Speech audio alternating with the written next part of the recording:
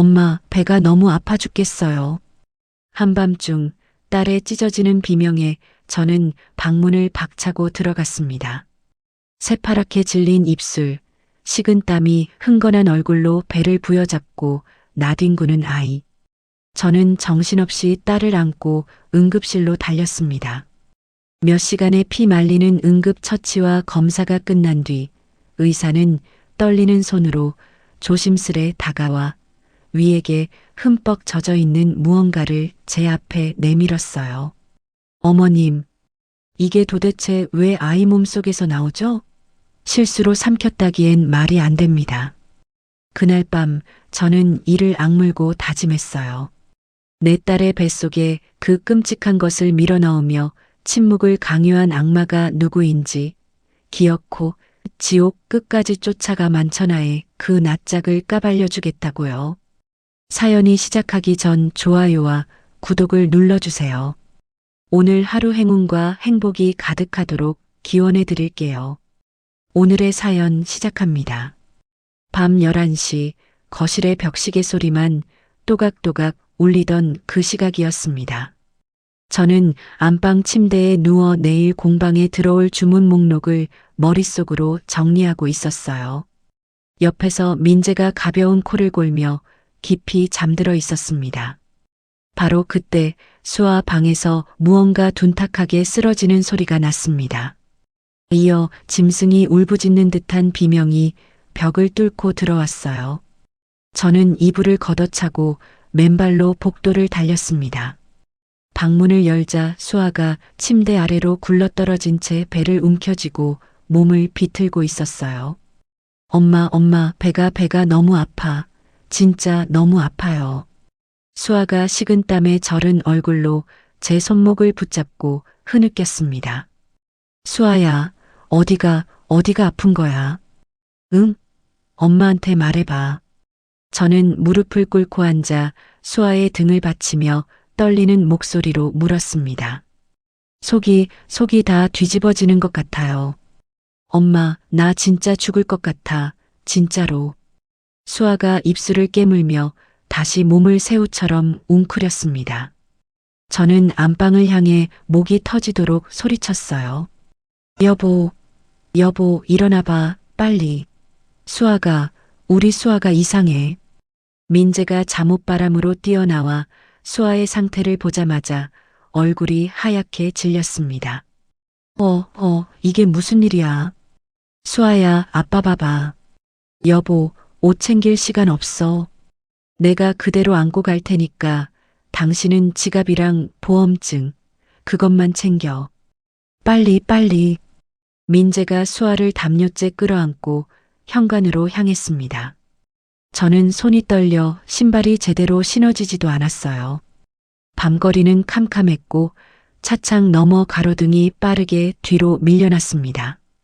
뒷좌석에서 수아는 제 손을 으스러지게 쥐고 신음을 흘렸습니다. 수아야, 엄마 여기 있어. 엄마 여기 있으니까 엄마 손 꽉 잡아. 응? 조금만 참아.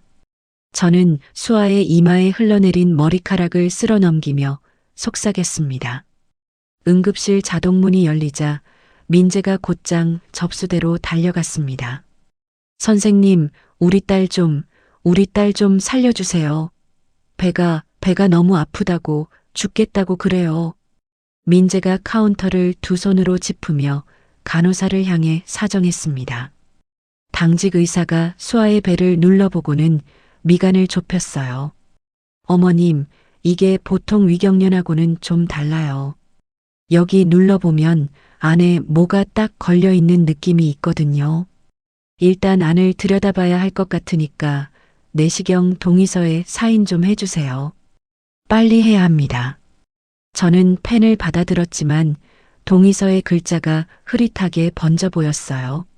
민재가 제 어깨를 감싸며 대신 사인을 했습니다. 여보, 정신 차려. 응? 당신이 흔들리면 우리 수아는 누가 봐. 당신이 옆에 있어줘야 수아도 버티지.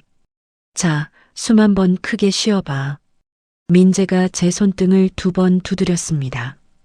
처치실 문이 닫히고 저와 민재는 차가운 복도 의자에 나란히 앉았습니다. 형광등 불빛이 너무 하얘서 눈이 시렸어요. 저는 두 손을 깍지 낀 채 무릎 위에 얹고 고개를 숙였습니다. 문득 20살 후반의 어느 봄밤이 떠올랐어요.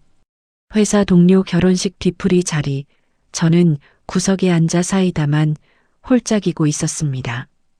시끄러운 분위기가 어색해 가방을 들고 일어서려는데 옆 테이블에 민재가 다가왔어요. 저기요. 실례지만 댁이 어느 쪽이세요? 제가 마침 그쪽으로 가는데 괜찮으시면 택시 같이 타고 갈까 해서요. 민재가 멋쩍게 뒤통수를 긁으며 말을 걸었습니다. 왜요? 제가 술도 못 마시고 혼자 사이다나 마시고 있으니까 불쌍해 보이셨어요? 저는 살짝 웃으며 되물었어요. 아유, 아니에요. 사실은 저도 이런 시끄러운 자리가 영 불편해서요. 둘러보다 보니까 비슷한 분이 한 분 계시길래 민재가 어깨를 으쓱하며 답했습니다. 그날 택시 안에서 민재는 회사 이야기, 어머니가 끓여주는 청국장 이야기를 두서없이 했어요. 저는 그 두서없음이 어쩐지 따뜻해서 헤어질 때 번호를 먼저 건넸습니다. 1년 뒤 결혼을 했고 또 1년 뒤 수아가 태어났어요. 이마가 동그랗고 손가락이 길던 작은 아기, 제 인생의 색깔을 바꿔준 아이였습니다. 수아 어머님 계세요? 의사의 목소리에 저는 화들짝 고개를 들었습니다. 의사가 마스크를 턱 아래로 내리며 굳은 얼굴로 다가왔어요. 어머님, 아버님, 놀라지 말고 들으세요. 내시경을 하는데 윗속에서 이게 나왔어요. 보호자분들이 직접 보셔야 할 것 같아서 제가 들고 나왔습니다. 의사가 작은 지퍼백을 내밀었습니다.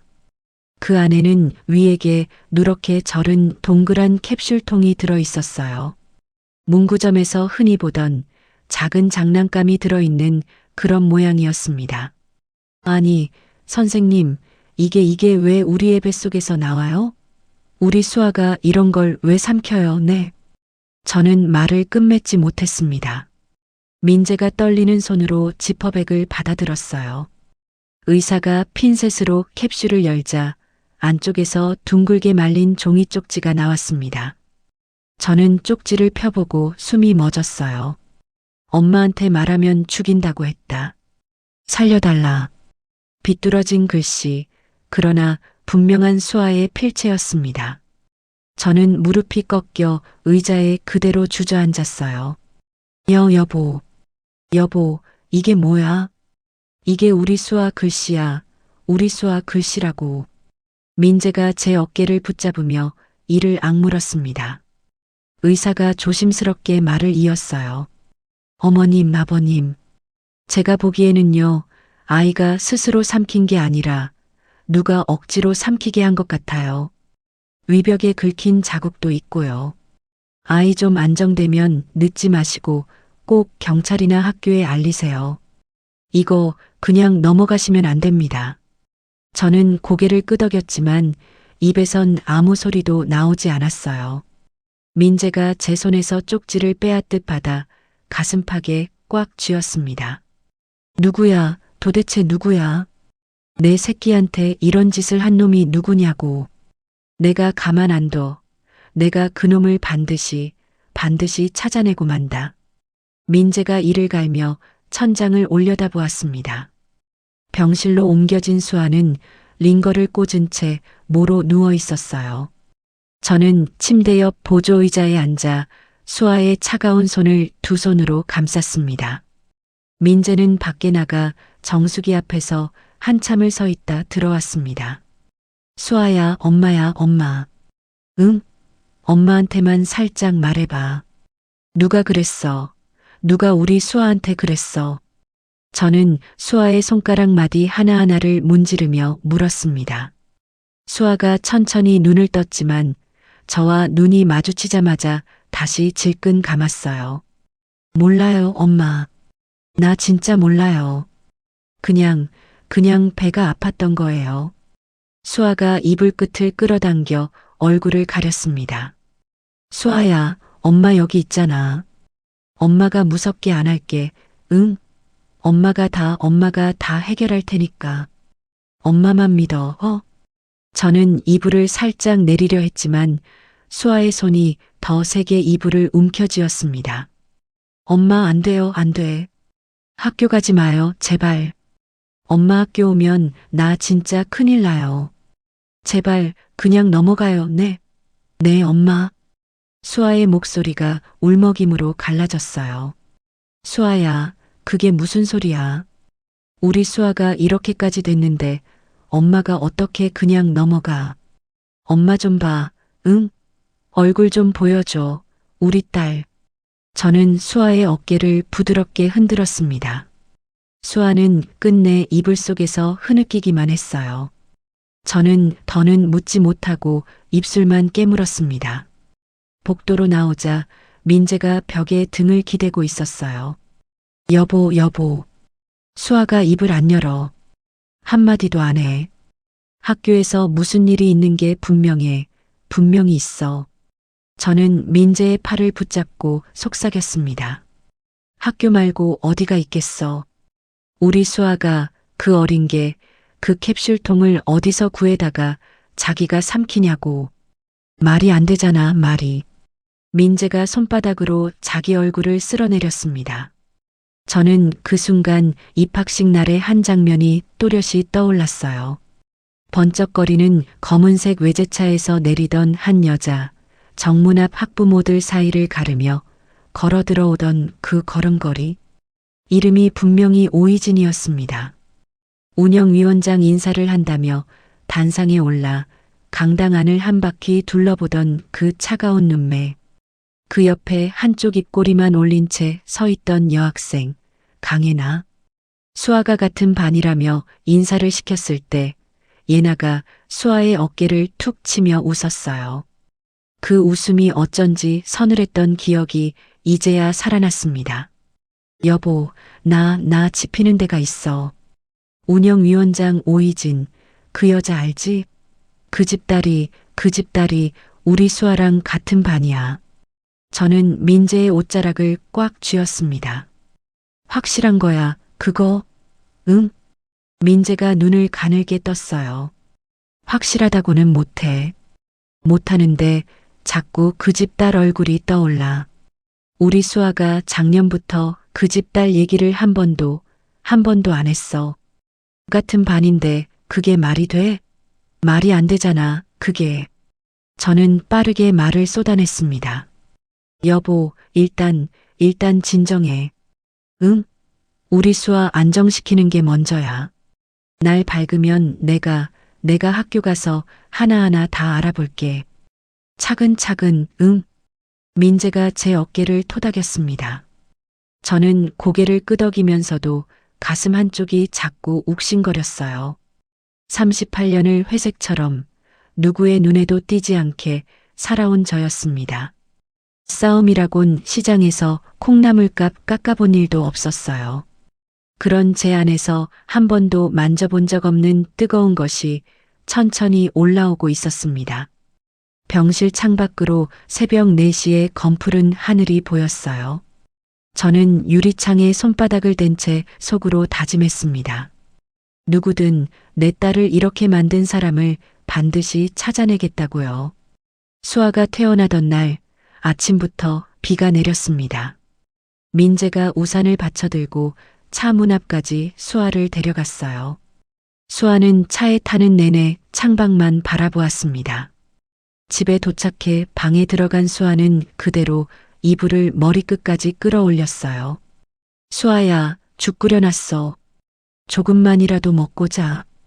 저는 방문을 살짝 열고 말을 건넸습니다. 엄마, 나 그냥 잘래요. 좀 혼자 있고 싶어요. 수아가 이불 속에서 작게 답했어요. 그래, 알았어. 엄마 거실에 있을 테니까 부르고. 저는 문을 다시 닫으며 손잡이를 한참 동안 쥐고 있었습니다. 거실로 나오자 민재가 식탁에 앉아 두 손으로 머리를 감싸쥐고 있었어요. 여보, 어떡해. 애가 입을 안 열어. 저는 마주 앉으며 한숨을 쉬었습니다. 억지로 물으면 더 다쳐. 일단 우리가 알아봐야지. 민재가 고개를 들며 말했어요. 저는 그 말을 듣고 자리에서 일어났습니다. 수아가 잠든 것을 확인한 뒤 저는 다시 방으로 들어갔어요. 책상 위에 놓인 교과서를 한 권씩 펼쳤습니다. 국어책 뒷표지 안쪽에 검은 매직으로 갈겨 쓴 글씨가 보였어요. 냄새나니까 옆에 오지 마. 수학책 가장자리에는 이름이 칼로 그어져 있었습니다. 일기장은 가장 두꺼운 책 사이에 끼워져 있었어요. 저는 첫 장을 펼치고 손이 떨리는 것을 멈출 수가 없었습니다. 오늘도 화장실에서 점심을 먹었다. 예나가 자기 자리 옆에 오면 죽여버린다고 했다. 엄마가 알면 엄마도 다친다고 했다. 나는 엄마가 다치는 게 더 무섭다. 저는 일기장을 가슴에 끌어안고 입을 틀어막았어요. 울음이 새어나갈까봐 어금니를 꽉 깨물었습니다. 민재가 방으로 들어와 제 옆에 무릎을 꿇고 앉았어요. 여보, 왜 그래? 뭐 나왔어? 민재가 제 손에서 일기장을 받아들었습니다. 민재의 눈동자가 글자 위를 따라가다 한 곳에서 멈췄어요. 이게 1년이야. 1년 동안 이걸 혼자 안고 있었던 거야. 민재가 일기장을 침대 위에 내려놓고 두 주먹을 꽉 쥐었습니다. 여보, 나 진짜 무심한 엄마였어. 수아가 작년부터 식탁에서 말이 줄었거든. 사춘기라고만 생각했어. 학원 끝나고 와서 방에 들어가서 안 나와도 그 나이엔 다 그러니까.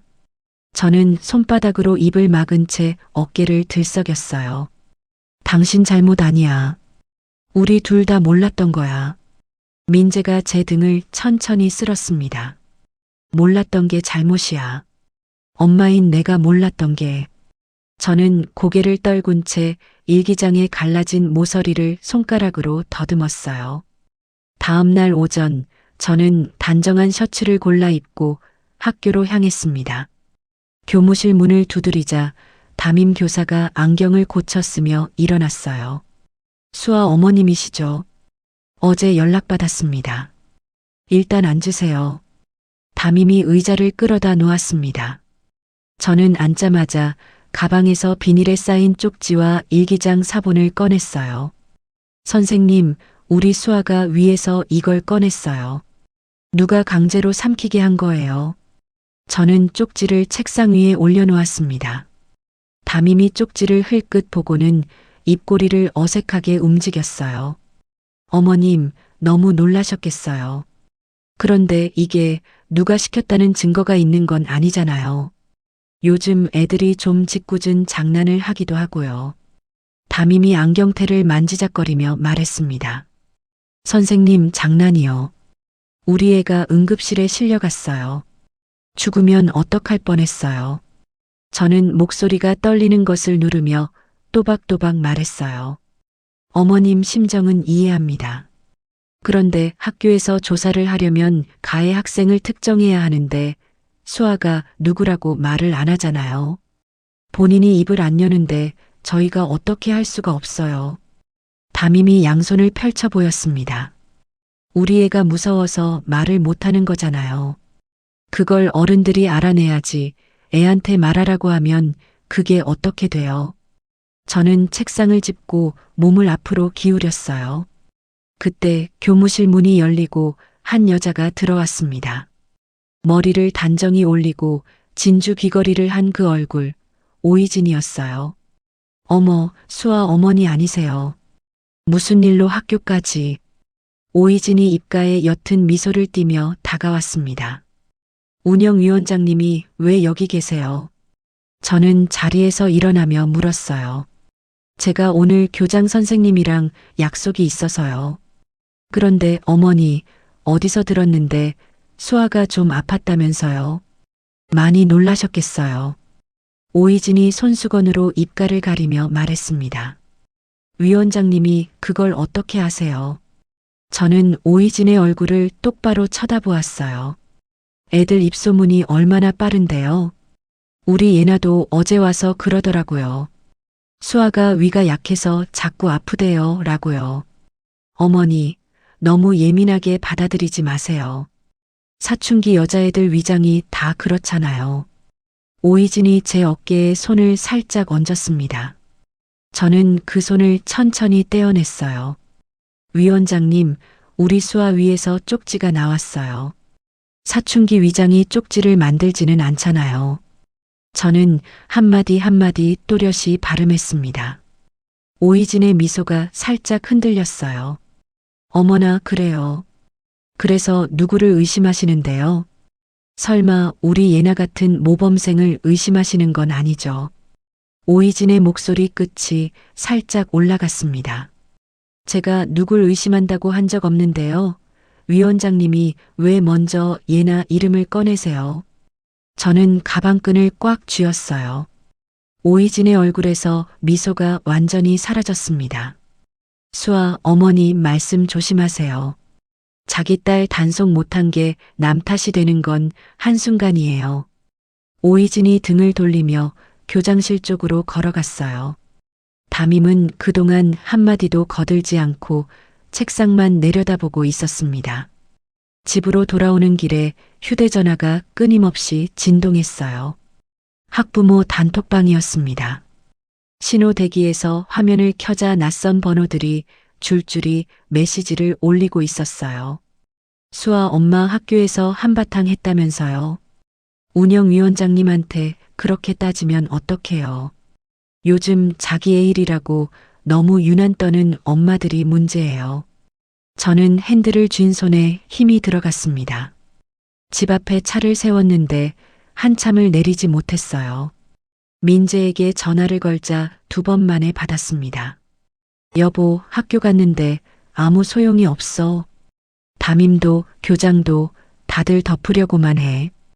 오이진이 교무실에 와서 나를 그렇게 몰아세웠어. 저는 운전대에 이마를 대고 말했어요. 내가 지금 갈게. 어디야? 민재가 자리에서 일어서는 소리가 났습니다.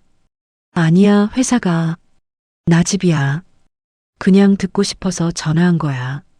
저는 눈을 감았어요. 여보, 잘 들어. 학교가 안 해주면 우리가 하면 돼. 무서워하지 마. 내가 있잖아. 민재의 목소리가 낮고 단단했습니다. 저는 그 목소리에 어깨가 조금 풀렸어요. 전화를 끊고 집에 들어가자 수아의 방문이 여전히 닫혀 있었습니다. 저는 부엌으로 들어가 찬물을 한 컵 따라 단숨에 들이켰어요. 컵을 싱크대에 내려놓다가 그대로 식탁에 엎드렸습니다. 어깨가 들썩이는데도 소리는 나오지 않았어요. 한참 뒤에 고개를 들고 휴대전화를 다시 열었습니다. 학부모 단톡방에서 누군가가 저를 슬쩍 내보냈더군요.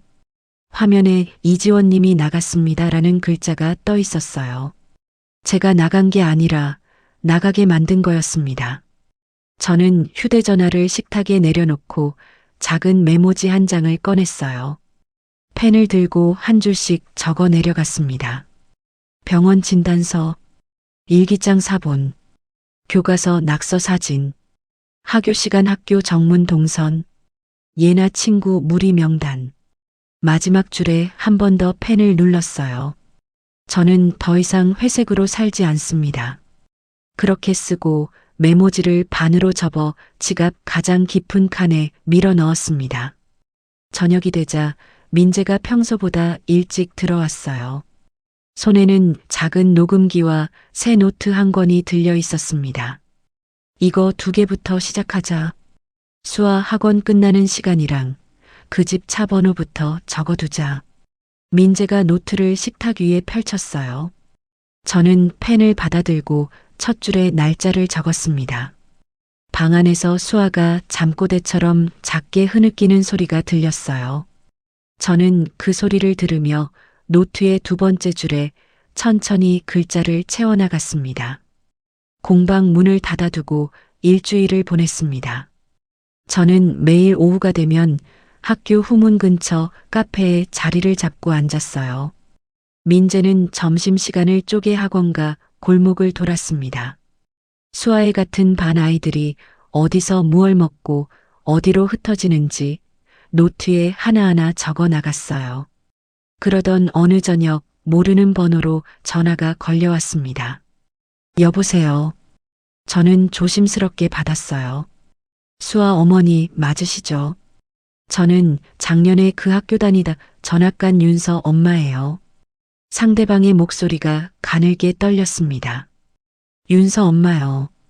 무슨 일로? 저는 자세를 고쳐 앉았어요.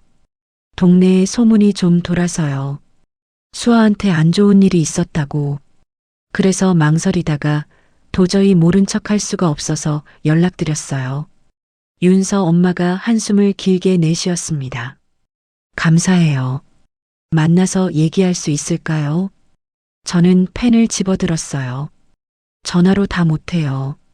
제가 보내드릴 게 있어요. 이거 들어보시고 그래도 만나야겠다 싶으면 그때 연락 주세요. 윤서 엄마가 떨리는 목소리로 말했습니다.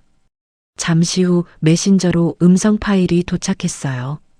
저는 이어폰을 귀에 꽂고 재생 버튼을 눌렀습니다. 처음에는 잡음만 들리다가 곧 여자아이들의 웃음소리가 섞여 들려왔어요. 야, 윤서야. 너 진짜 안 삼킬 거야. 우리 다 봤어. 너 어제 일러 바친 거. 또렷한 강혜나의 목소리였습니다. 안 일렀어. 진짜야. 다른 아이의 울먹이는 소리가 끼어들었어요. 그럼 증명해. 이거 삼키면 믿어줄게. 안 삼키면 너희 엄마 차 조심해야 할걸. 우리 엄마 아는 사람이 그쪽이란데. 예나가 깔깔 웃는 소리가 이어졌습니다. 저는 이어폰을 빼고 식탁을 두 손으로 짚었어요. 숨이 가빠지고 손끝이 차가워졌습니다. 민재가 화장실에서 나오다 제 얼굴을 보고 달려왔어요. 여보, 왜 그래? 무슨 일 났어? 민재가 제 손목을 잡았습니다. 여보, 이거 들어봐. 그 집 딸이야. 작년에도 똑같은 짓을 했어. 우리 수아한테만 그런 게 아니야. 저는 떨리는 손으로 이어폰을 민재에게 건넸어요. 민재가 음성을 처음부터 끝까지 다 듣고는 천천히 이어폰을 빼냈습니다. 이 집 식구들 사람이 아니야. 민재가 식탁을 주먹으로 한번 내리쳤어요. 저는 두 손을 모아 식탁 위에 올려놓았습니다. 여보, 나 결심했어. 이번 일 끝내기 전에는 절대 못 멈춰. 내가 가진 거 다 걸어서라도 저 집 무너뜨릴 거야. 저는 천천히 또박또박 말했어요. 민재가 제 손을 잡으며 고개를 끄덕였습니다. 다음 날 저녁이었어요. 민재의 휴대전화가 식탁 위에서 진동했습니다. 액정의 대표님이라고 떠 있었어요. 민재가 통화 버튼을 누르고 거실로 나갔습니다. 저는 부엌에서 설거지를 하며 귀를 곤두세웠어요. 네, 대표님. 네, 갑자기요. 제가 지금까지 한 번도 그런 얘기 없었는데요. 민재의 목소리가 점점 낮아졌습니다. 대표님, 저 거기는 못 갑니다. 애가 아파요. 가족이 지금 그럴 상황이 아닙니다. 민재가 한참 말이 없다가 다시 입을 열었어요. 제가 권고사직 받을 만한 일을 한 게 뭐가 있습니까? 말씀해 주시면 제가 답하겠습니다. 민재의 목소리가 떨렸습니다. 저는 그릇을 내려놓고 거실로 갔어요. 민재가 통화를 끊고 소파에 털썩 앉았습니다. 여보, 왜 그래? 무슨 일이야? 저는 민재 옆에 앉으며 물었어요. 대표가 갑자기 지방 발령을 내. 안 가면 권고사직이래. 우리 회사에 그런 자리도 없었어, 원래. 누가 위에서 찔렀어, 분명히. 민재가 두 손으로 얼굴을 쓸어내렸습니다. 오희진이야. 그 사람이 어디까지 손을 뻗는 건지 모르겠어, 정말. 저는 입술을 깨물었어요. 여보, 일단 침착해. 내일 회사 가서 어떻게든 버텨볼게. 아직 사직서 쓴 거 아니야. 민재가 제 손등을 토닥였습니다. 그때 제 휴대전화가 울렸어요. 윤서 엄마였습니다. 수아 어머니, 저예요. 정말 죄송한데요, 어머니. 제가 보내드린 거 못 들은 걸로 해주세요. 윤서 엄마의 목소리가 잠겨 있었어요. 네. 무슨 일 있으세요? 저는 자리에서 일어나 베란다 쪽으로 갔습니다. 저희 남편 가게에 오늘 낮에 어떤 사람이 다녀갔어요. 모르는 사람인데 윤서 잘 크냐고 묻고 갔대요. 어머니, 저 무서워요. 우리 윤서 또 어떻게 될까봐. 윤서 엄마가 울먹였어요. 어머니, 잠깐만요. 진정하시고. 저는 베란다 창문에 이마를 댔습니다. 그 녹음 파일도 제가 보낸 거 아니라고 할 거예요. 어머니, 정말 죄송해요. 우리 윤서 한 번만 살려주세요. 저는 이제 못 도와요. 윤서 엄마가 그렇게 말하고는 전화를 끊었어요. 저는 휴대전화를 손에 쥔 채 한참을 서 있었습니다. 민재가 다가와 제 등 뒤에 섰어요. 여보, 누구야? 민재가 조심스럽게 물었습니다. 윤서 엄마 못 도와준대. 가게에 사람이 다녀갔대. 여보, 우리 어떻게 해? 이쪽도 막히고 저쪽도 막혔어. 저는 베란다 창에 손바닥을 댄 채 흐느꼈어요. 민재가 제 어깨를 뒤에서 감쌌습니다. 여보, 무너지지 마. 우리 무너지면 수아가 진짜 갈 데가 없어. 민재가 제 머리 위에 턱을 얹었어요. 저는 흐느낌을 삼키며 고개를 끄덕였습니다. 며칠이 더 흘렀습니다. 공방은 계속 닫혀 있었고 통장 잔고는 빠르게 줄어들었어요. 민재는 매일 아침 평소보다 일찍 집을 나섰습니다. 지방 발령을 거부한 뒤로 회사 책상이 복도 끝으로 옮겨졌다고 했어요. 저녁에 들어온 민재의 어깨가 눈에 띄게 굽어 있었습니다. 여보, 오늘은 좀 어땠어? 저는 외투를 받아 걸며 물었어요. 별일 없었어? 그냥 사람들이 점심을 같이 안 먹어. 다들 눈치를 봐. 민재가 넥타이를 풀며 식탁에 앉았습니다. 여보, 나 때문에 이렇게 된 거잖아. 내가 너무 나선 거 아닐까? 저는 식탁 맞은편에 앉으며 고개를 떨궜어요. 여보, 그 말은 다시는 하지 마. 당신이 안 나섰으면 수아는 더 큰 일을 당했을 거야. 내가 회사에서 의자 하나 빼앗긴 거, 그거 아무것도 아니야. 민재가 식탁을 한번 가볍게 두드렸습니다. 저는 고개를 들고 민재를 바라봤어요. 민재의 눈밑이 거뭇하게 가라앉아 있었습니다. 그날 밤 저는 수아의 방문 앞에 한참을 서 있었어요. 문 안쪽에서 수아가 작게 흐느끼는 소리가 들렸습니다. 저는 문을 두드리지도 열지도 못한 채 문틈에 손바닥을 댔어요. 수아야, 엄마 여기 있어. 엄마 안 가. 저는 작게 속삭였습니다. 안에서는 답이 없었어요. 저는 그대로 문 앞 바닥에 주저앉았습니다. 무릎을 끌어안고 고개를 묻었어요. 오이진의 얼굴이 예나의 웃음소리가 담임에 흔들리던 안경테가 한꺼번에 떠올랐습니다. 숨이 막혀서 가슴을 두드렸어요. 그때 거실에서 민재가 다가오는 발소리가 들렸습니다. 민재가 제 옆에 앉아 제 어깨에 자기 어깨를 붙였어요. 여보, 우리 둘 다 죽지는 말자. 죽기 살기로 해도 죽지는 말자. 민재가 천장을 올려다보며 말했습니다. 저는 콧등이 시큰해져서 코를 한번 훌쩍였어요. 응, 안 죽어. 죽기는 왜 죽어? 저쪽이 죽어야지. 저는 무릎에 묻었던 얼굴을 들었습니다. 민재가 옅게 웃었어요. 우리 마누라, 이제 진짜 무서운 사람 다 됐네. 민재가 제 손을 잡고 일으켜 세웠습니다. 저는 일어서면서 수아 방문을 한 번 더 바라봤어요. 문 안쪽의 흐느낌은 어느새 잦아들어 있었습니다. 저는 그 문에 대고 마음속으로만 한마디를 했어요.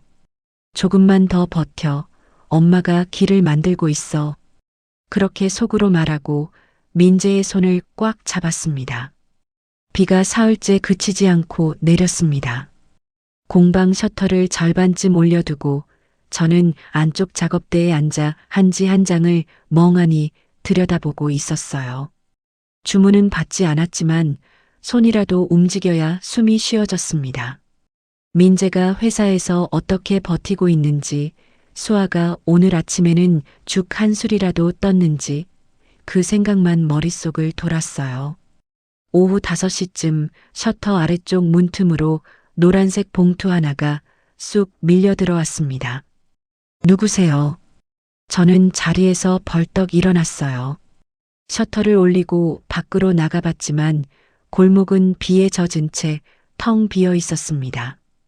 저는 봉투를 주워들고 안으로 들어왔어요.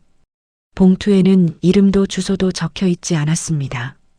조심스럽게 열어보니 작은 USB 하나와 손글씨 쪽지가 들어 있었어요. 수아 언니한테 너무 미안해요. 늦어서 죄송해요. 쪽지의 글씨는 둥글고 어렸습니다. 저는 떨리는 손으로 노트북을 켜고 USB를 꽂았어요. 영상 파일이 하나, 용량이 크지 않은 짧은 클립이었습니다. 재생 버튼을 누르자 어둑한 과학실 풍경이 떴어요. 실험 책상 옆에 수아가 등을 보인 채 서 있었습니다. 앞쪽으로 예나와 다른 여학생 2명이 둘러서 있었어요. 빨리. 한 번에 삼켜야 안 걸려. 안 그러면 우리 엄마가 너희 집 알아낼 거야. 예나가 작은 캡슐통을 수아의 입 앞에 들이밀었습니다. 미안해, 미안해. 다음에는 안 그럴게. 수아의 목소리가 끊어질 듯 떨렸어요. 미안하단 말 듣자고 한 거 아니거든. 빨리 입 벌려. 예나가 수아의 턱을 잡고 흔들었습니다. 저는 마우스 위에 올려둔 손이 새하얗게 굳는 것을 느꼈어요. 영상은 수아가 캡슐을 입에 넣고 물 한 모금과 함께 억지로 삼키는 장면에서 끊겼습니다. 저는 의자 등받이에 몸을 기대고 한참 동안 천장만 올려다봤어요. 눈물이 관자놀이를 타고 귓속으로 흘러들어갔습니다. 저는 그 자리에서 핸드폰을 들고 민재에게 전화를 걸었어요. 여보, 지금 공방으로 와줘. 빨리. 저는 짧게 말하고 전화를 끊었습니다. 30분 뒤 민재가 비를 잔뜩 맞은 채 공방으로 들어왔어요. 저는 노트북 화면을 민재 쪽으로 돌렸습니다. 여보, 이거 봐. 저는 손가락이 떨려서 마우스를 잡았다 놓았다 했어요. 민재가 영상을 다 보고는 의자 끝에 걸터 앉아 머리를 두 손으로 감쌌습니다. 여보, 누가 보내준 거야? 민재가 고개를 들지 않은 채 물었어요. 이름은 안 적혀 있어. 그런데 글씨가 어려. 수아 또래 같아. 저는 봉투 안의 쪽지를 민재에게 건넸습니다. 공방 바깥에 CCTV 있잖아. 그거 돌려보자. 민재가 자리에서 일어났어요.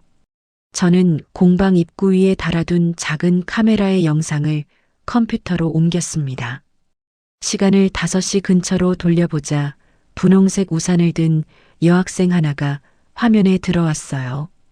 교복 위에 짧은 패딩을 입고 있었습니다. 아이가 문 앞에 잠시 서 있다가 봉투를 문틈으로 밀어넣고 빠르게 골목 끝으로 뛰어갔어요. 얼굴이 카메라에 살짝 잡혔습니다. 민재가 화면을 확대했어요. 여보, 나 이 얼굴 본 적 있어. 학원가 돌 때 예나 무리 뒤에 항상 떨어져서 따라다니던 애야. 민재가 화면을 손가락으로 가리켰습니다. 이름이 뭐지? 저는 화면을 들여다봤어요. 지민이라고 들었던 것 같아. 다른 애가 부르는 거 한 번 들었어. 민재가 천천히 답했습니다. 저는 두 손을 모아 입가에 댔어요. 이렇게 작은 아이가 자기보다 큰 어른들이 다 외면한 일을 자기 발로 가져와 준 것이었습니다. 공방 안이 한참 동안 조용했어요. 민재가 먼저 입을 열었습니다. 여보, 우리 이거 학교에 넘기지 말자. 민재의 목소리가 낮게 가라앉아 있었어요. 왜? 저는 고개를 들어 민재를 봤습니다. 학교 가면 또 덮어? 담임이 안경 만지작거리면서 증거가 약하다고 하겠지. 오이진이 또 어디서 튀어나와서 우리한테 한마디 할 거고. 우리 그 사람들 손이 닿지 않는 데서 터뜨려야 해. 민재가 주먹을 쥐었다 폈다 했어요. 여보, 나도 그 생각이었어. 한 번에 도망갈 데 없는 자리에서 저는 노트북을 닫으며 말했습니다. 민재가 식어버린 손난로 같은 제 손을 잡았어요. 손바닥이 따뜻해지는데 한참이 걸렸습니다. 집으로 돌아오는 길에 민재의 휴대전화가 진동했어요. 민재가 차를 갓길에 세우고 전화를 받았습니다. 네, 대표님. 네, 아니요. 저 그 자리 안 갑니다. 민재의 어조가 평소보다 단단했어요. 지방 발령도 안 받고 권고사직도 안 받습니다. 부당하다고 노동청에 다 적어뒀습니다. 대표님이 어디서 무슨 부탁을 받으셨는지는 모르겠지만 저 그렇게 못 끌려갑니다. 민재가 한마디 한마디 끊어서 말했습니다. 저는 조수석에 앉아 민재의 옆 얼굴을 바라봤어요. 네, 그러시면 그렇게 하세요. 저도 제가 할 수 있는 거 다 하겠습니다. 민재가 통화 종료 버튼을 누르고 휴대전화를 대시보드에 올려놓았습니다. 여보, 괜찮겠어? 저는 조심스럽게 물었어요. 몰라. 그런데 이게 맞는 것 같아. 회사에서 의자 빼앗긴 거 내가 무서워서 가만히 있었던 것 같아. 더는 그러기 싫어. 민재가 핸들을 2번 두드렸습니다. 저는 민재의 손등 위에 제 손을 올렸어요. 여보, 잘했어. 진짜 잘했어. 저는 작게 말했습니다. 민재가 입꼬리를 살짝 올렸어요. 차가 다시 출발했고 빗방울이 와이퍼 위로 가볍게 떨어졌습니다. 집에 도착한 저는 곧장 수아의 방으로 갔어요. 문을 두드리자 안에서 작은 기척이 들렸습니다. 수아야, 엄마야. 잠깐 들어가도 돼. 저는 문에 이마를 대고 말했어요. 들어와요. 수아의 목소리가 처음으로 또렷이 들렸습니다. 저는 조심스럽게 문을 열고 들어가 침대 끝에 앉았어요. 수아가 이불 위로 얼굴을 내놓고 천장을 보고 있었습니다. 수아야, 엄마 봐. 엄마가 너한테 약속 하나 할게. 저는 수아의 손을 살며시 잡았어요. 무슨 약속이요? 수아가 천천히 고개를 돌렸습니다. 엄마가 다 끝낼 거야. 내가 학교 다시 가도 그 애들이 너 못 건드리게 다 끝낼 거야. 너는 아무것도 안 해도 돼. 그냥 엄마 믿고 조금만 더 있어줘. 저는 수아의 손가락 마디를 천천히 쓰다듬었어요. 수아의 눈에 물기가 차올랐습니다. 엄마, 나 때문에 아빠 회사도 힘들어졌다고 들었어요. 내가 그냥 입 다물고 있었으면. 수아가 입술을 깨물었어요. 수아야, 그 말 다시는 하지 마. 너 때문이 아니야. 너는 잘못한 거 하나도 없어. 잘못한 사람들은 따로 있어. 엄마가 그 사람들 잘못한 만큼 다 돌려줄 거야. 저는 수아의 머리를 쓰다듬었습니다. 수아가 천천히 몸을 일으켜 제 어깨에 머리를 기댔어요. 얇은 어깨가 들썩였습니다. 저는 수아의 머리를 끌어안고 한참을 그대로 있었어요. 거실에서 민재가 의자를 끄는 소리, 주전자에 물 끓는 소리가 들렸습니다. 저는 수아의 머리 위에 가만히 입술을 댔어요. 공방에서 본 영상이 노란색 봉투가 분홍색 우산이 한꺼번에 떠올랐습니다. 그 작은 아이의 용기에 빚을 지지 않으려면 저도 무서워하지 말아야 했어요. 저는 수아의 등을 천천히 토닥이며 속으로 날짜를 헤아렸습니다. 오이진이 학교 발전 기금 모금 행사를 연다고 동네에 떠들썩하게 알린 날이 정확히 닷새 뒤였어요. 그 단상 위에서 모두가 보는 앞에서 그 사람의 얼굴이 어떻게 무너지는지 직접 보고 싶었습니다. 저는 수아의 어깨를 한 번 더 끌어안고 천천히 자리에서 일어났어요. 방문을 닫고 나오자 거실에 김이 모락모락 오르는 찻잔 2개가 놓여 있었습니다. 민재가 식탁 의자에 앉아 저를 기다리고 있었어요. 저는 마주 앉아 찻잔을 2손으로 감싸 쥐었습니다. 손바닥이 천천히 데워졌어요. 행사 당일 아침, 하늘은 거짓말처럼 맑았습니다. 저는 거울 앞에서 케이터링 업체 유니폼을 입어보았어요. 검은색 앞치마와 흰 셔츠, 머리는 단정히 묶었습니다. 민재가 옆에서 명찰을 달아주며 제 어깨를 두드렸어요. 여보, 떨려. 저는 거울 속 제 얼굴을 보며 말했습니다. 떨릴만 하지. 그런데 떨려도 가야 해. 오늘 한 번이야. 민재가 제 어깨에 손을 얹었어요. 방송실은 무대 왼쪽 뒤편, 분장실 옆이래. 거기 담당자가 우리 쪽 사람이야. 케이블 한 번만 바꿔주면 된다고 했어. 민재가 종이 쪽지에 그린 약식 지도를 펼쳤습니다. USB는? 저는 앞치마 주머니를 손바닥으로 눌렀어요. 여기 안주머니 2개 만들었어. 하나는 가슴 주머니, 하나는 양말 안쪽. 민재가 제 주머니 위치를 하나하나 확인했습니다. 저는 고개를 끄덕이고 가방을 들었어요. 현관을 나서기 전 수아 방문을 한번 바라봤습니다. 수아야, 엄마 다녀올게. 점심에 죽 데워 먹어.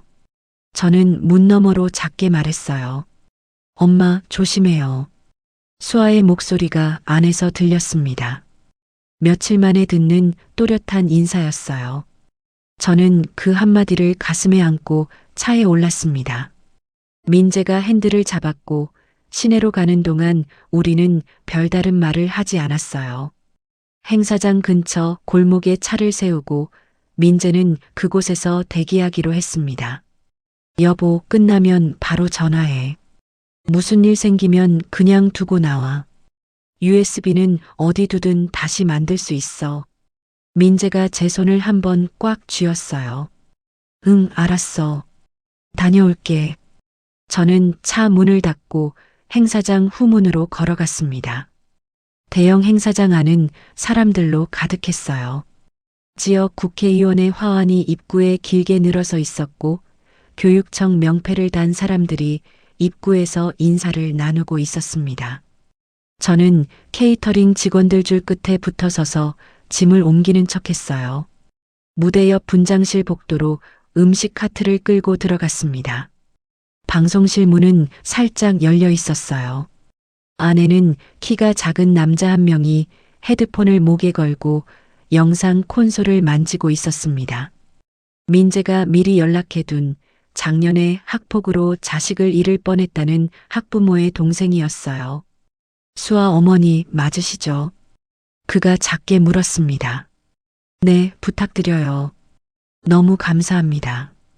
저는 고개를 깊이 숙였어요. 누나가 늘 마음에 걸려 했어요. 오늘 저는 영상 신호만 잠깐 비워둘 테니까 어머니가 직접 꽂으세요. 잠깐 자리 비우는 걸로 처리할 거예요. 제가 한 거 아니라 어머니가 한 겁니다.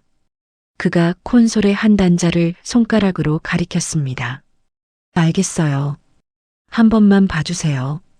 저는 가슴 주머니의 USB를 만져 위치를 확인했어요. 그가 헤드폰을 다시 쓰며 문 쪽으로 나갔습니다. 저는 콘솔 앞 의자에 앉아 무대 위 모니터를 바라봤어요. 화면에는 행사 시작 카운트다운이 흐르고 있었습니다. 잠시 후 사회자가 단상에 올라 행사 시작을 알렸어요. 국회의원의 축사가 끝나고 교장의 환영사가 이어졌습니다. 그리고 사회자가 한 사람을 호명했어요. 이번 학교 발전 기금 모금을 누구보다 앞장서서 이끌어주신 학부모 운영위원장 오이진 위원장님을 모십니다. 큰 박수 부탁드립니다. 박수 소리가 행사장을 가득 채웠어요. 오이진이 진주색 드레스 차림으로 단상에 올랐습니다. 한 손에는 마이크, 한 손에는 손수건을 들고 있었어요. 안녕하세요. 학부모 운영위원장 오이진입니다. 오이진이 청중을 향해 미소를 지었습니다. 오늘 이 자리는 우리 아이들에게 어떤 어른의 모습을 보여줄 것인가에 대한 자리입니다. 저는 늘 우리 아이들에게 인성이 가장 큰 자산이라고 말해왔습니다. 오희진의 목소리에는 떨림이 없었어요. 저는 콘솔 앞에서 두 손을 무릎 위에 올려놓고 그 목소리를 들었습니다. 손바닥이 끈적하게 젖어 있었어요. 우리 아이들이 친구를 존중하고 약자를 보호할 줄 아는 사람으로 자라기를 바랍니다. 그 마음 하나로 저는 오늘 이 자리에 섰습니다. 오희진이 가슴에 손을 얹었습니다. 저는 의자 등받이에 잠시 등을 기댔어요. 이 사람의 입에서 약자라는 단어가 나오는 순간 더 망설일 이유가 없었습니다. 저는 가슴 주머니에서 USB를 꺼내 콘솔의 단자에 꽂았어요. 손이 한 번도 떨리지 않았습니다. 영상 신호 전환 버튼 위에 손가락을 올렸어요. 오희진이 마이크 앞에서 손수건을 살짝 입가에 댔습니다. 저는 오늘 이 자리에 모인 학부모님들께 한 가지 약속을 드리고 싶습니다. 우리 학교는 어떤 작은 폭력도 용납하지 않는. 저는 그 문장이 끝나기 전에 버튼을 눌렀어요. 대형 스크린이 잠시 까맣게 변하더니 곧 어둑한 과학실 풍경이 떴습니다. 청중 사이에서 하는 작은 소리가 흘러나왔어요. 오희진이 뒤를 돌아 스크린을 바라봤습니다. 영상 속에서 예나의 목소리가 또렷이 행사장을 채웠어요. 빨리. 한 번에 삼켜야 안 걸려. 안 그러면 우리 엄마가 너희 집 알아낼 거야. 저는 콘솔 앞에서 두 주먹을 꽉 쥐었습니다. 미안해, 미안해. 수아의 목소리가 행사장 천장까지 울렸어요. 미안하단 말 듣자고 한 거 아니거든. 빨리 입 벌려. 예나가 수아의 턱을 잡고 흔드는 장면에서 청중석에서 비명이 터졌습니다. 오희진의 손에서 마이크가 떨어졌어요. 바닥에 부딪힌 마이크에서 짧은 잡음이 났습니다. 오희진이 단상 가장자리를 두 손으로 짚었어요. 이게 뭐예요? 누가 영상을 누가? 오희진이 마이크 없이 외쳤습니다. 영상이 끝까지 재생되는 동안 청중석은 점점 더 크게 술렁였어요. 교육청 명패를 단 사람 한 명이 자리에서 일어났습니다. 이거 학교 측에 즉시 감사 들어가야 합니다. 누구 책임자 어디 있어요? 그가 사회자 쪽으로 성큼성큼 걸어 나왔어요. 국회의원이 자리에서 조용히 일어나 옆문으로 빠져나갔습니다.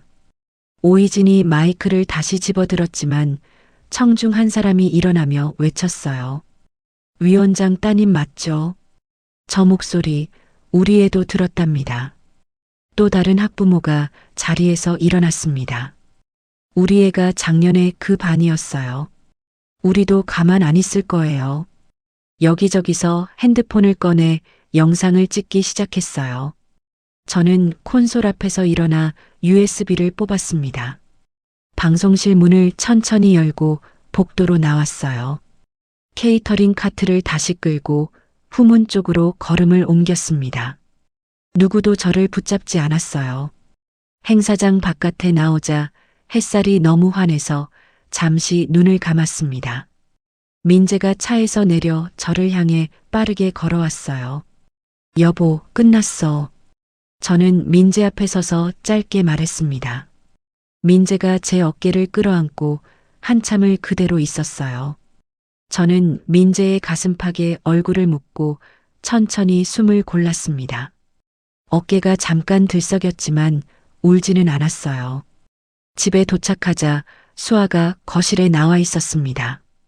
며칠 만에 옷을 갈아입은 모습이었어요. 저를 보자 수아가 달려와 안겼습니다. 엄마, 다친 데 없어요. 수아가 제 가슴팍에 얼굴을 묻었어요.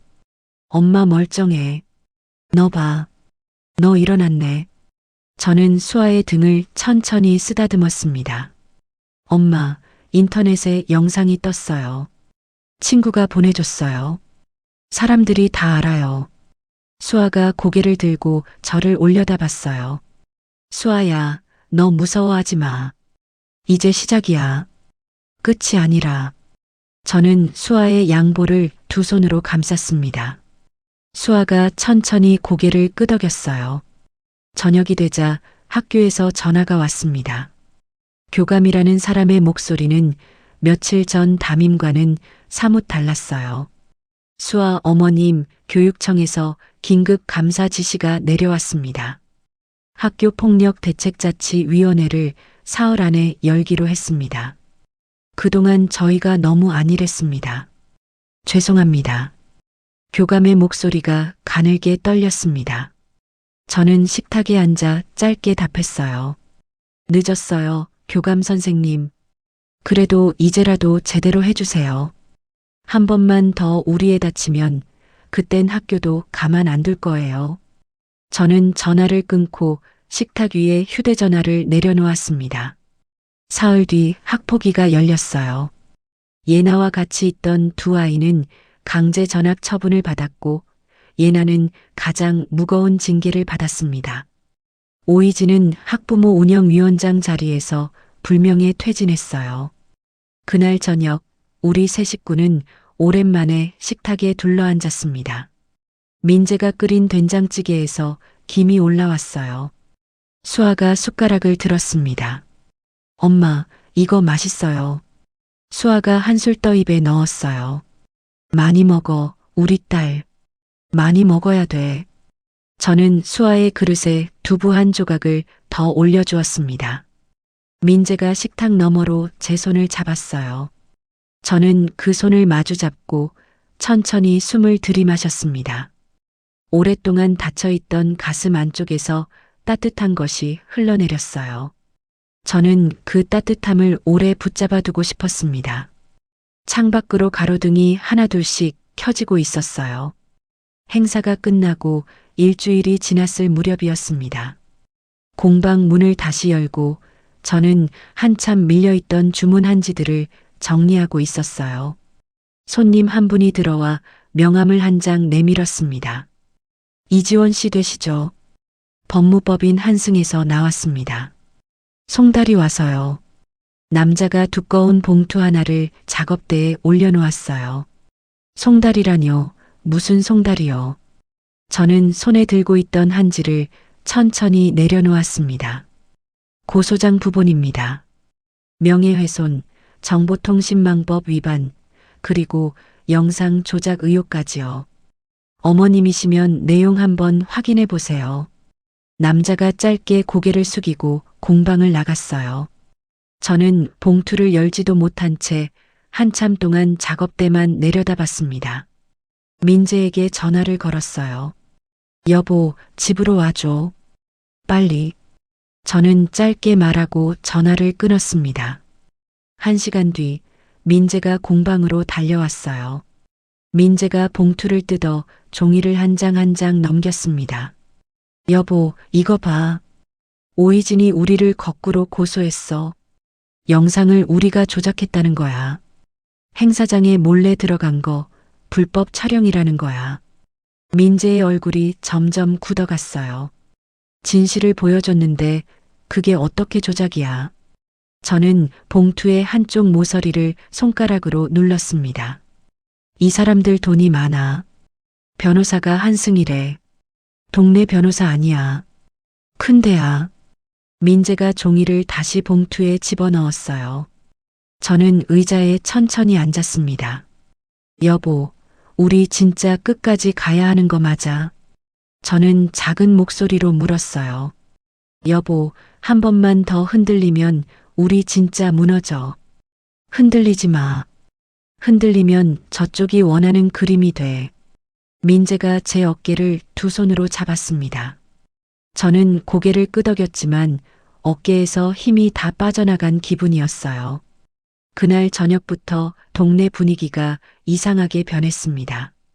저녁장을 보러 간 마트에서 옆줄에 서 있던 한 학부모가 저를 보고 빠르게 자리를 옮겼어요. 계산대 직원이 카드를 받으며 제 얼굴을 흘끔거렸습니다.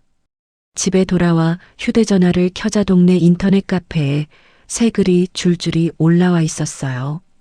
저는 그중 가장 윗글을 눌렀습니다.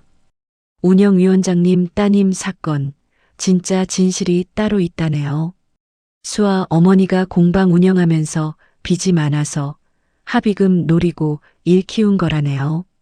수아가 초등학교 때 심리 상담 받은 기록도 있다더라고요.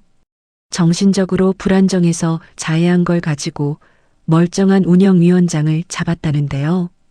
저는 휴대전화를 식탁에 엎어놓고 두 손으로 얼굴을 가렸어요. 여보, 이게 어떻게 나가? 수아 상담 기록은 병원에만 있는 건데. 저는 손가락 사이로 신음하듯 말했습니다. 불법으로 빼낸 거지. 그쪽 사람이 손을 썼겠지. 민재가 어금니를 깨물었어요. 그때 수아 방에서 작은 비명이 들려왔습니다. 저는 자리에서 벌떡 일어났어요. 방문을 열자 수아가 휴대전화를 손에 든 채 침대 위에 무릎을 꿇고 앉아 있었습니다. 엄마, 애들이 다 봤대요. 내가 정신병이라고. 수아의 얼굴이 새파랗게 질려 있었어요. 수아야, 휴대전화 이리 줘. 보지 마, 우리 딸. 저는 수아의 손에서 휴대전화를 빼앗아 화면을 껐습니다. 수아가 제품으로 무너지듯 안겨왔어요. 어깨가 들썩이는 것이 손바닥에 그대로 전해졌습니다. 엄마, 나 이제 학교 못 가요. 진짜 못 가요. 수아가 제 어깨에 얼굴을 묻고 흐느꼈어요. 수아야, 엄마 봐. 엄마 똑바로 봐. 저는 수아의 어깨를 살짝 떼어내고 눈을 마주쳤습니다. 내가 무슨 정신병이야. 너 그냥 그때 너무 힘들어서 엄마가 데려간 거잖아. 누구나 가는 거야, 그건. 그 사람들이 그걸 더럽게 쓴 거지. 내가 잘못한 게 아니야. 저는 수아의 얼굴을 두 손으로 감쌌어요. 수아의 눈물이 제 손바닥 위로 떨어졌습니다. 민재가 방문 앞에 서서 두 주먹을 꽉 쥐고 있었어요. 그날 밤 수아가 잠든 뒤 저와 민재는 거실에 마주 앉았습니다. 여보, 저 사람 진짜 사람이 아니야. 내 의료 기록까지 건드릴 줄은 몰랐어. 저는 두 손을 깍지 끼고 식탁 위에 올렸어요. 여보, 우리 변호사 알아봐야겠어. 받는 쪽으로만 가다가는 우리 다 죽어. 민재가 식탁을 한번 가볍게 두드렸습니다. 변호사비 어디서 나와? 우리 통장 거의 비었어. 저는 천장을 한번 올려다 봤어요. 민재가 한참 동안 입을 다물고 있었습니다. 여보, 나 하나만 물을게. 우리 진짜 가만히 받기만 할 거야. 민재가 천천히 입을 열었어요. 그게 무슨 말이야? 저는 민재를 바라봤습니다. 저 사람 약점 분명히 있어. 학부모 운영위원장 자리에서 학교 발전 기금 그렇게 만지면서 깨끗했을 리가 없어. 우리가 학폭 뒤지면서 보다가 그냥 넘긴 거 있잖아. 학교 예산 흐름. 거기 이상한 거 분명히 있었잖아. 민재의 눈이 차분하게 가라앉아 있었어요. 저는 천천히 고개를 들었습니다. 여보, 그거 다시 보자. 저는 자리에서 일어나 서랍에서 노트를 꺼냈어요. 새벽 2시까지 우리는 식탁에 종이를 펼쳐놓고 앉아 있었습니다. 지난 학기 학교운영위원회 회의록 4본, 학부모 단톡방에서 공유되던 발전기금, 사용 내역, 행사 때마다 들어왔던 업체 견적서, 공방 손님으로 가끔 오던 한 학부모가 운영위 회계를 맡았다가 그만뒀던 적이 있었는데 그분이 농담처럼 흘렸던 말이 있었어요.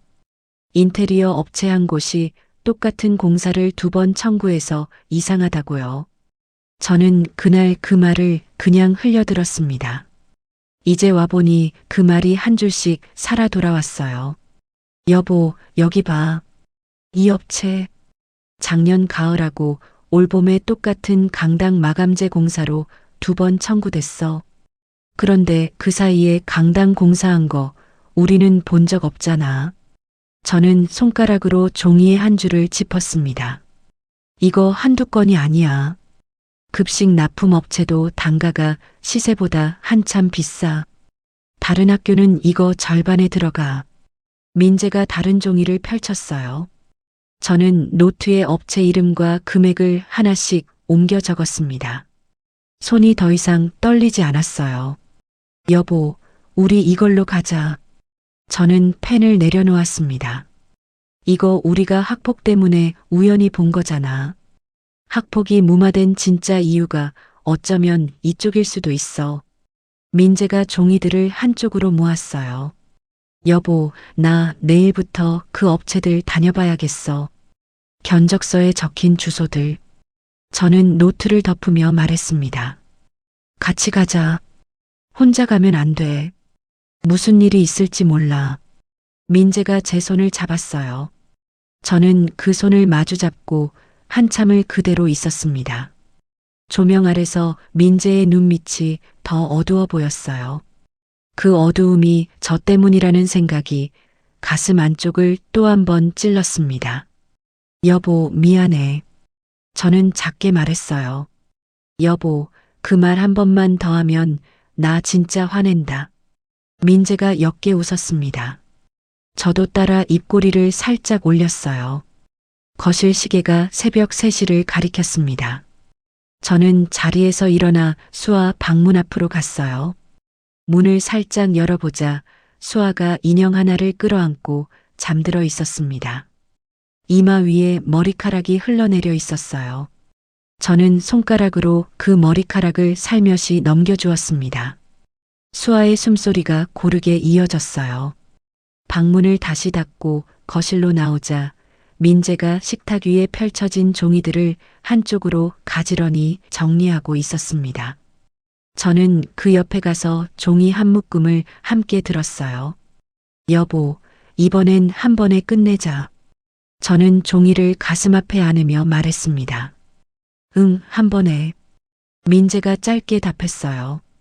바깥에서 새벽바람 소리가 가늘게 들려왔습니다.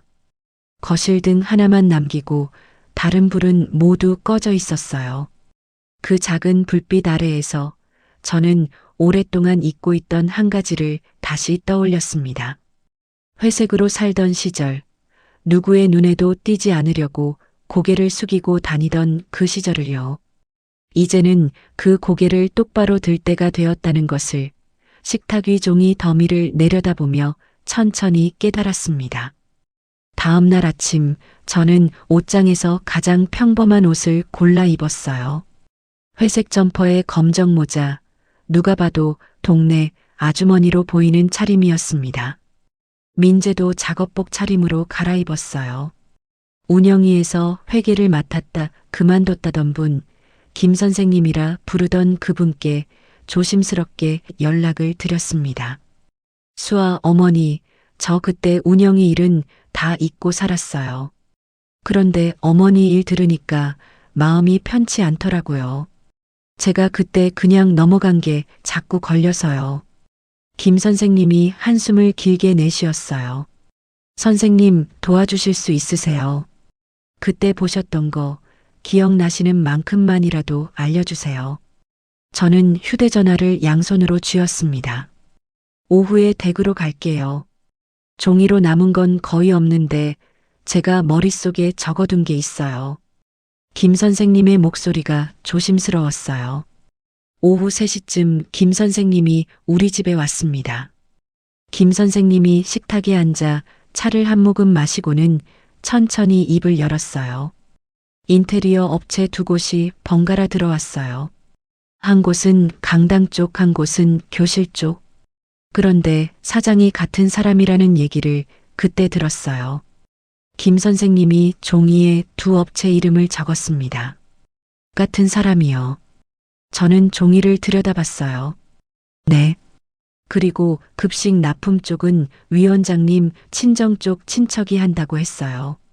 누가 봐도 단가가 높았는데 위원장님이 한마디 하면 다들 입을 다물었어요. 제가 한 번 이에 제기했다가 그 다음 회의에서 회계 자리 빼앗겼어요. 김 선생님이 식어가는 찻잔을 2 손으로 감쌌습니다. 선생님, 이거 진짜 큰 도움이 됐어요. 진짜 감사해요. 저는 자리에서 일어나 김 선생님께 깊이 고개를 숙였어요. 수아 어머니, 제가 그때 더 버텼어야 했어요. 한 사람이 더 버텼으면 수아 같은 아이가 안 나왔을지도 모르는데요. 김 선생님이 눈가를 손가락으로 눌렀습니다. 선생님 잘못 아니에요. 지금이라도 와주신 거, 그게 진짜예요. 저는 김 선생님의 손을 잡았어요. 김 선생님이 가신 뒤 저와 민재는 김 선생님이 적어준 업체 주소를 지도에 표시했습니다. 다음 날부터 우리는 그 주소들을 하나씩 돌아보기로 했어요. 첫 번째 업체는 시 외곽의 한 상가 2층에 있었습니다. 간판에는 한울 인테리어라고 적혀 있었어요. 민재가 차를 길 건너편 골목에 세웠고 저는 조수석에서 카메라가 달린 휴대전화로 입구를 찍었습니다. 점심시간이 지나자 한 중년 남자가 사무실에서 나와 검정색 세단에 올라탔어요. 민재가 천천히 차를 따라붙었습니다. 세단은 시내 한 호텔 지하 주차장으로 들어갔어요. 우리는 두 칸 떨어진 자리에 차를 세웠습니다. 잠시 후 다른 차 한 대가 옆자리에 멈췄어요. 운전석에서 내린 사람은 오이진이었습니다. 저는 휴대전화 카메라를 빠르게 켰어요. 여보 찍어. 두 사람이 같이 들어가는 거 다 찍어. 민재가 작게 속삭였습니다. 오이진과 그 남자가 짧게 인사를 나누고 호텔 엘리베이터로 들어갔어요. 저는 두 사람이 함께 서 있는 옆모습을 흔들리지 않게 여러 장 담았습니다. 여보, 우리 둘이 따라 들어가면 안 돼. 얼굴 알잖아. 민재가 핸들을 짚으며 말했어요. 응, 안 들어가. 나오는 거 찍자. 시간 얼마나 걸리는지도 적어두자. 저는 차 시계를 확인했습니다. 1시간 40분이 지났을 무렵 두 사람이 다시 주차장으로 내려왔어요. 오이진이 작은 종이 가방 하나를 들고 있었습니다. 세단에 오르기 전 남자가 그 가방을 받아 자기 차 조수석에 올려놓는 장면을 저는 또렷이 찍었어요. 민재가 짧게 휘파람을 불었습니다. 여보, 저거 한두 번 해본 사이가 아니야. 손짓 봐. 익숙해. 민재가 화면을 들여다봤어요. 우리는 그날부터 닷새 동안 그 남자와 또 다른 업체 사장 한 명을 번갈아 따라다녔습니다. 새벽까지 잠복하면서 김밥과 물 한 통으로 끼니를 때웠어요. 민재는 회사에 휴가를 냈고 저는 공방 셔터를 다시 내렸습니다. 5째 날 새벽 인테리어 업체 사무실 뒷문 옆 쓰레기 분리수거함이 비워지기 직전이었어요. 민재가 그 큰 봉투 2개를 한 번에 들고 차에 실었습니다. 집에 돌아와 베란다에 신문지를 깔고 봉투를 풀어 헤쳤어요. 손가락이 한참 더러워졌지만 멈출 수 없었습니다. 구겨진 메모지 한 장이 손에 잡혔어요. 거기엔 사람 이름 머리 글자와 함께 금액이 적혀 있었습니다. 그 옆에 적힌 계좌번호 끝자리는 오이진의 친정 동생 이름과 어딘가에서 본 적이 있는 번호였어요. 저는 그 종이를 비닐봉지에 넣어 따로 보관했습니다. 여보, 이거 진짜 결정적이야. 우리 둘이서 더 가지고 있으면 안 돼. 빨리 넘기자. 저는 비닐봉지를 두 손으로 받쳐들었어요. 여보, 동네 경찰서 안 돼. 거기에 오이진 사람 분명히 있어. 위로 가자. 민재가 두 손을 무릎에 짚고 일어났습니다. 다음 날 저는 서울에 있는 경찰청 지능범죄수사대로 직접 향했습니다. 민재가 운전을 했고 저는 무릎 위에 종이 봉투를 꼭 안고 있었어요. 가는 길에 또 한 통의 전화를 걸었습니다. 방송국에서 탐사보도 프로그램을 하는 기자였어요. 공방 단골 손님 한 분이 그 기자의 누님이었습니다. 며칠 전부터 조심스럽게 연락해둔 사이였어요. 수아 어머님 제보 자료 다 받으면 저희 쪽에서도 별도로 취재 들어갑니다.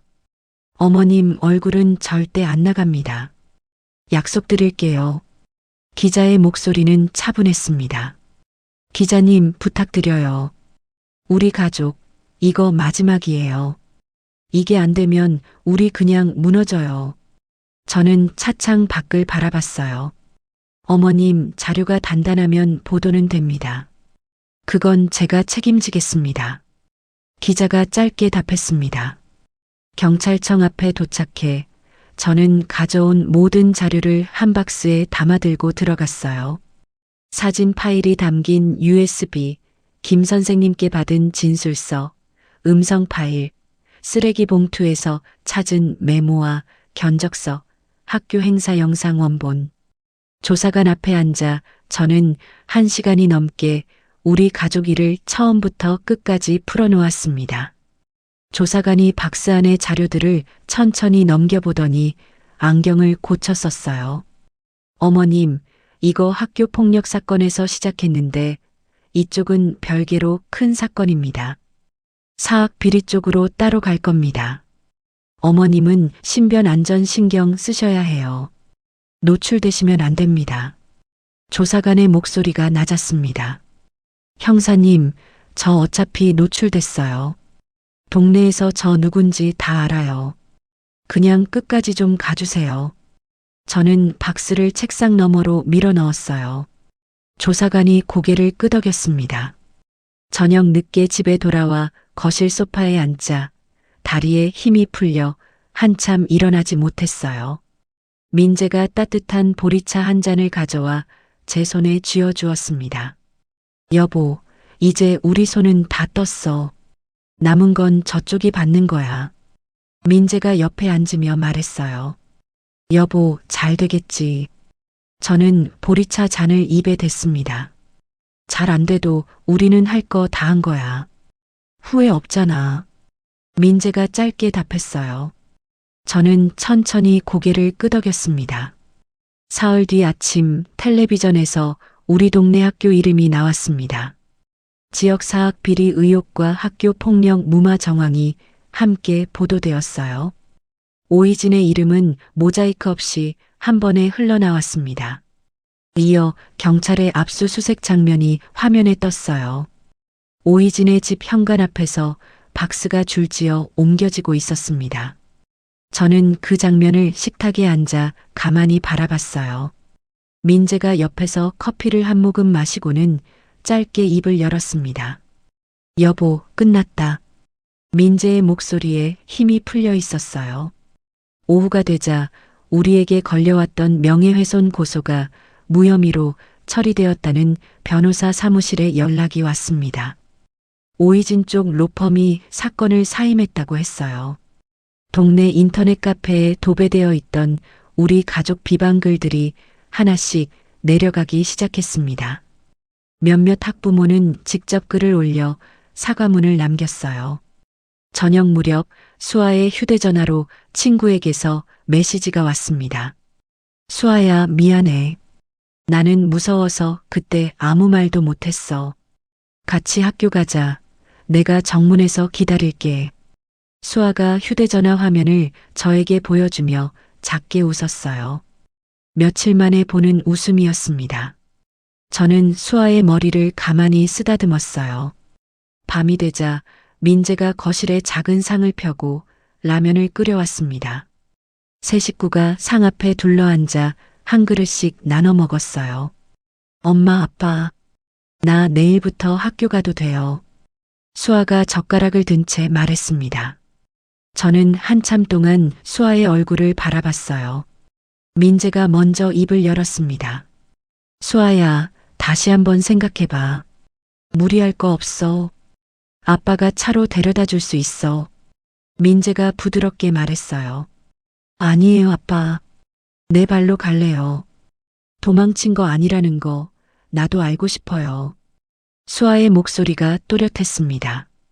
저는 젓가락을 내려놓고 수아의 손을 잡았어요. 수아야, 엄마가 정문까지만 같이 갈게. 그 다음부터는 내 걸음으로 들어가. 저는 작게 말했습니다. 수아가 고개를 끄덕였어요. 민재가 식탁 너머로 손을 뻗어 우리 모녀의 손 위에 자기 손을 올렸습니다. 거실 창밖으로 가을이 내려앉고 있었어요. 저는 그 손 위에 또 다른 손 하나, 제 손을 천천히 얹었습니다. 수아가 학교로 돌아간 첫날, 저는 새벽 5시에 일어났습니다. 부엌에 서서 도시락을 쌌어요. 밥 위에 김을 깔고 계란말이 한 줄을 가지런히 올렸습니다. 민재가 졸린 눈을 비비며 부엌에 들어왔어요. 여보, 이렇게 일찍? 민재가 식탁 의자에 앉으며 물었습니다. 수아 밥 따뜻하게 싸주고 싶어서. 오랜만에 도시락이잖아. 저는 김 한 장을 손에 들고 답했어요. 여보, 손 떨려. 민재가 제 손을 가만히 잡았습니다. 저는 그제야 김이를 2번이나 헛짚고 있었다는 걸 깨달았어요. 무서워. 학교 보내는 게 이렇게 무서운 일인 줄 몰랐어. 저는 작게 말했습니다. 무서워해도 돼. 그래도 수아 앞에서는 웃자. 우리 둘이 떨면 수아가 못 가. 민재가 제 손에서 김을 받아 자기가 마저 깔았어요. 7시 반 수아가 교복을 입고 거실로 나왔습니다. 머리를 단정히 묶고 새 가방을 맨 모습이었어요. 엄마, 나 어때요? 수아가 거울 앞에서 한 바퀴 돌았습니다. 우리 딸 너무 예뻐. 한번 봐. 저는 수아의 양어깨를 잡고 똑바로 세웠어요. 수아의 눈에 옅게 물기가 비쳤지만 입꼬리는 또렷이 올라가 있었습니다. 현관에서 운동화 끈을 묶는 수아에게 민재가 다가왔어요. 수아야, 아빠 한마디만 할게. 오늘 무슨 일 있으면 그 자리에서 바로 전화해. 참지 마. 알았어. 민재가 무릎을 굽혀 수아와 눈을 맞췄습니다. 알았어요, 아빠. 그런데 오늘은 아무 일 없을 것 같아요. 수아가 작게 웃었어요. 저와 수아는 함께 집을 나섰습니다. 아침 햇살이 골목길에 길게 깔려 있었어요. 학교 정문이 가까워질수록 수아의 걸음이 살짝 느려졌습니다. 저는 발걸음을 수아에 맞추며 천천히 걸었어요. 엄마, 여기서부터는 혼자 갈래요. 수아가 정문 앞에서 멈춰 섰습니다. 그래, 엄마 여기서 보고 있을게. 들어갈 때까지. 저는 수아의 어깨를 한번 토닥였어요. 수아가 가방끈을 2손으로 꽉 쥐고 천천히 정문 안으로 걸어 들어갔습니다. 조회 시간 종이 울렸어요. 정문 안쪽 화단 옆에서 한 여학생이 수아에게 손을 흔들었습니다. 며칠 전 메시지를 보냈던 그 친구였어요. 수아가 그 아이에게 다가가 가볍게 어깨를 부딪혔습니다. 두 아이가 함께 본관 쪽으로 걸어가는 뒷모습이 보였어요. 저는 정문 옆 가로수 아래 한참을 서 있었습니다. 가방을 맨 수아의 뒷모습이 작아지는데도 그 등은 며칠 전과는 다르게 곧게 펴져 있었어요. 저는 그 자리에서 천천히 숨을 들이마셨습니다. 가슴 아래에서 따뜻한 것이 차오르는 것을 오랜만에 느꼈어요. 수사가 마무리되기까지는 한 달이 더 걸렸습니다. 오이진은 학교 발전 기금 횡령과 배임 혐의로 결국 구속되었어요. 예나는 소년 분류심사원으로 보내졌습니다. 판결이 나오던 날 저는 법원 앞에 가지 않았어요. 대신 공방에 앉아 한지를 떴습니다. 민재가 저녁에 들어오면서 신문 하나를 식탁에 펼쳤어요. 여보, 다 끝났어. 민재가 신문 한 면을 손가락으로 짚었습니다. 저는 그 면을 가만히 들여다봤어요. 오이진의 이름이 가운데에 박혀 있었습니다. 여보, 이상하게 후련하지가 않아. 그냥 그런 것 같아. 저는 신문에서 눈을 떼지 않은 채 말했어요. 후련하면 안 되는 거 아닌가. 누가 망하는 거잖아. 민재가 식탁 의자를 끌어다 옆에 앉았습니다. 그래도 우리 수아 같은 애가 또 안 생기면 좋겠어. 그래야 이게 진짜 끝난 거지. 저는 신문을 천천히 접었어요. 민재가 짧게 고개를 끄덕였습니다. 며칠 뒤 김 선생님이 공방에 다시 들렀어요. 수아 어머니, 제가 사실 부탁드릴 게 있어서요. 김 선생님이 손에 든 종이 봉투를 만지작거렸습니다. 뭔데요, 선생님? 저는 작업대 위 한지를 옆으로 밀었어요. 우리 동네에 저처럼 학교 일 때문에 한 번 대인 엄마들이 좀 있어요.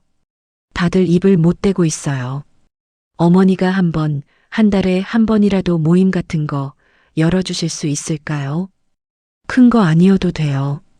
그냥 차 한 잔 마시면서 얘기할 자리만이라도요. 김 선생님이 천천히 말했습니다.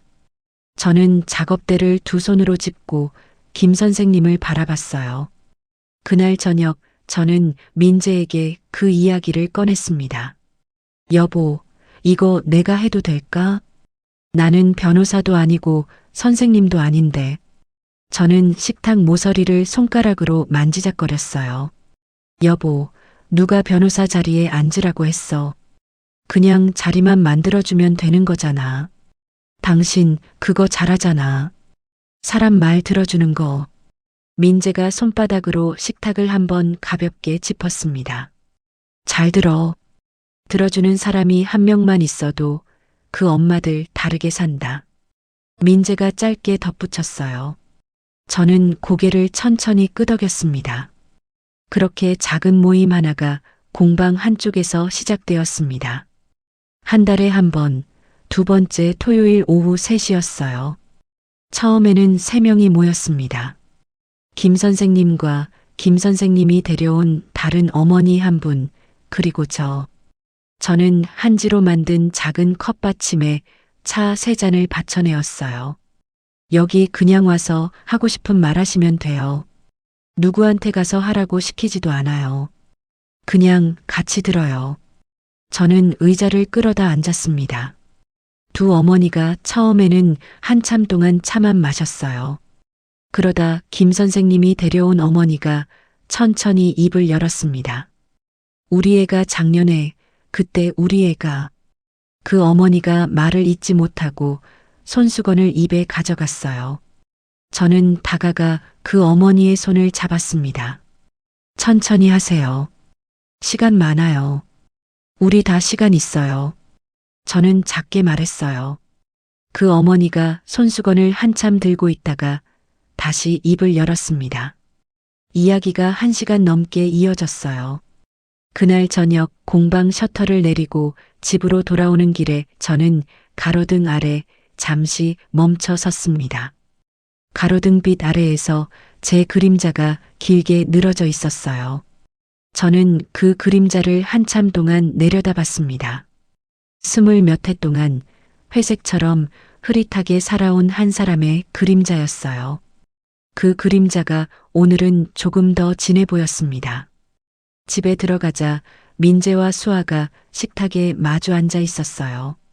수아가 학교 숙제를 펴놓고 있었고 민재가 옆에서 사과를 깎고 있었습니다.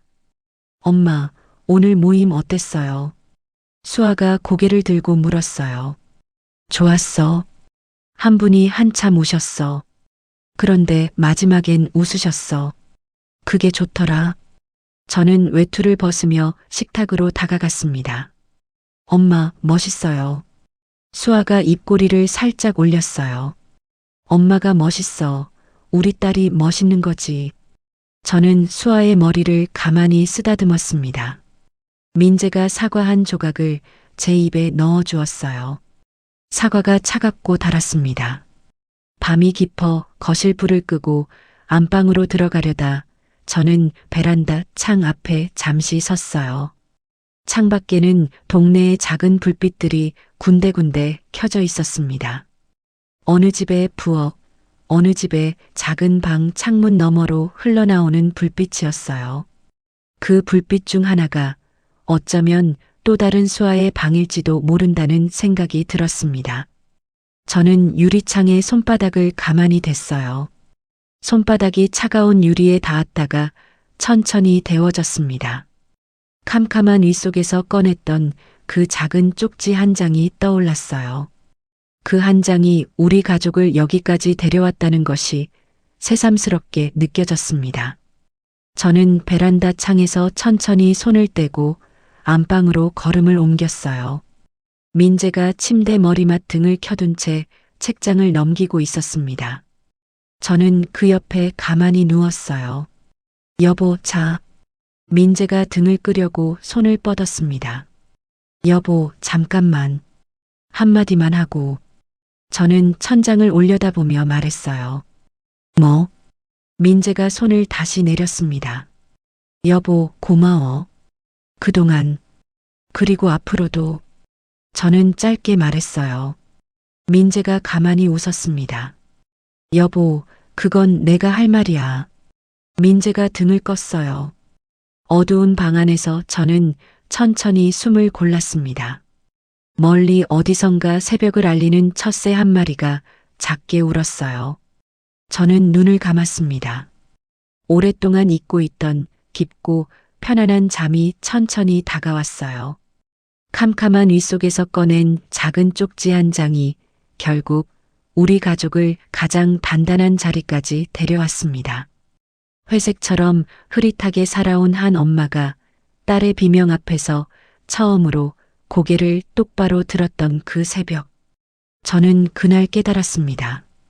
진짜 용기는 큰 목소리에서 나오는 게 아니라 내 사람을 지키겠다는 작은 결심에서 시작된다는 것을요. 세상엔 돈과 권력으로 진실을 덮으려는 사람이 분명히 있습니다. 그러나 그 두꺼운 벽 앞에서도 문틈으로 노란 봉투 하나를 밀어 넣어준 작은 아이의 용기가 있고 늦었다며 손을 내밀어주는 한 사람의 양심이 있습니다. 그 작은 손길 하나가 모이면 아무리 거대한 괴물도 결국 무릎을 꿇게 되어 있어요. 혹시 지금 이 순간 입을 닫고 혼자 울고 있는 누군가가 곁에 있다면 부디 그 손을 한 번만 잡아주세요. 당신의 그 한 번이 누군가에게는 평생을 다시 살게 하는 빛이 될 수 있습니다.